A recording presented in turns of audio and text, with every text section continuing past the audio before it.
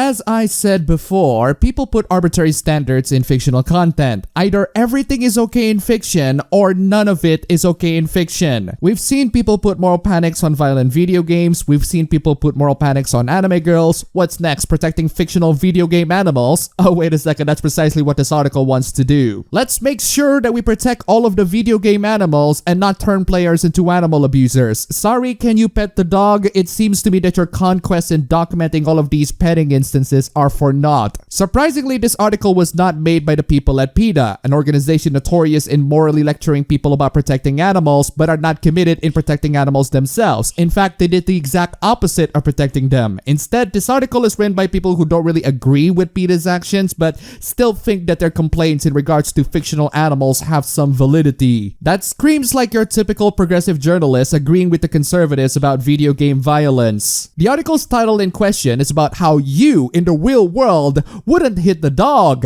So why kill one in Minecraft? Do people actually kill dogs in Minecraft? Or more accurately, wolves? I don't recall any gameplay benefits in killing them because they're designed to be partner NPCs to be tame and all of that. It's like trying to kill your own personal horse that you bought with your hard-earned money in Red Dead Redemption. Maybe you should give a much better example, like sheeps or cows, where you can get actual benefits for killing them. The article begins by establishing that violence against animals in video games is ubiquitous and how players can kill or torture animals in various popular games, including Minecraft and Grand Theft Auto 5.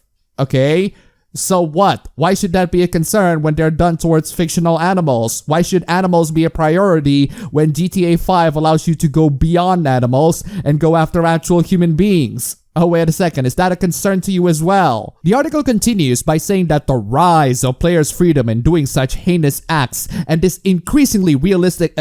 okay, stop. The article's header image is a picture of a Minecraft wolf, which is about as realistic as a Lego dinosaur. If you're gonna make a claim about realism, at least give examples that actually conform to it. But it doesn't matter really, because the fact that video games give the players the freedom for this particular action raises important questions. I have a very good one for you, writer. Why are you making a moral panic out of fictional animals? And yes, apparently violence in video games is a concern to this particular writer as well, citing an article back in 2016 discussing about it. I have already shown to you that the rise of video game sales and the easiness of their accessibility have barely little to no impact on the actual violent crimes in real life, statistics that this article doesn't address. What it did address is the fact that there are many other factors in why someone would want to go on a rampage, killing innocent people left and right. The writer admits that this is true and that you can't accurately predict that based on how much time they spent on video games, but that doesn't mean that there isn't a link between violent video games and aggression. Well, duh. If I play a high-octane action video game, it would definitely increase my aggression. The most absolutely hilarious part of this article is this part over here. The writer says that, theoretically, it makes sense that video games would increase people's aggression and violent behaviors, and that the writer claims that there's a practical reason to believe it. You can theoretically believe all you want, but as we've shown many times, violent crime goes down as video game sales go up. Therefore, you can shove that practical reasons up yours. Based on that theoretical and only theoretical assumption, policymakers, professionals, and parents can actually do something about these violent video games or violent media, whereas being male or living in poverty are more costly and difficult or even impossible to change. So what you're saying is, instead of finding a way to solve the real issues in our society that might contribute a lot more in why someone would commit such atrocities, let's just do something about those violent video games and media, because it's a lot easier to deal with. Thank you for describing the mindset of these moral guardians in a nutshell, in that they are irresponsible and lack critical thinking. Let's get back to the fictional video games animals article. The second paragraph states that video game violence towards real animals attract a lot less attention compared to video game violence towards other human beings. I don't see why there needs to be a distinction. It doesn't really matter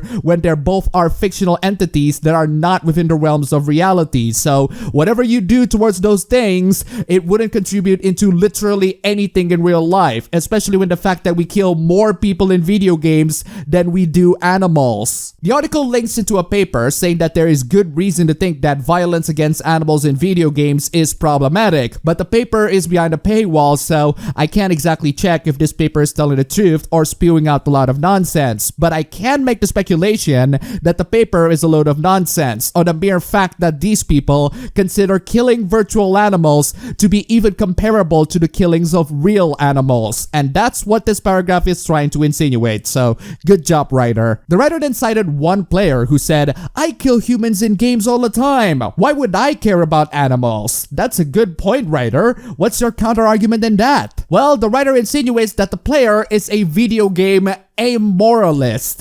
Amoralist, implying that there needs to be some sort of morality and ethics in the treatment of fictional characters. The amoralist quote leads into a paper with an abstract that is oddly written in first person, and it's also behind a paywall. Unlike the previous paper, I can simply dismiss this entire thing because writing in first person indicates that this is an opinion piece and therefore can be dismissed with other opinion piece, like this video. At least this video is free, although you can support me through the links down below, and there might even an ad pop up. The writer uses this amoralist gamer argument to dismiss the point that video games can't be wrong, as the victims are virtual and no living being is hurt. Yes, writer, that is correct. I don't know how you're going to refute that without sounding like an activist for the rights of fictional characters and virtual animals, but here you are. The writer expresses bewilderment in why players feel so differently about in-game violence. You don't have to overcomplicate things, writer. The answer is already in the statement. But in case you need further explanation, the word in-game means inside the video game, and therefore not in real life, and therefore no real-life human being is harmed in the process. And last time I checked, we're not living in the Sword Art Online or .hack universe. The writer then asks if video games can promote particular ethical messages. Could certain games encourage disrespect for living things? Yes, there are many video games that not only encourage you but also reward you for hunting animals and killing them. That doesn't make them bad or morally wrong. At its core, these animals are programmed AIs to simulate the behaviors of real animals. They are spawned randomly through the game's predetermined rules and programming algorithms. They are not to be compared with real animals just because they somewhat act that way. And if you genuinely believe that they are real animals or that they are even remotely comparable, I think you're the one who has issues. The writer talks about how the moral issue of violence against animals in video games has received much less philosophical attention.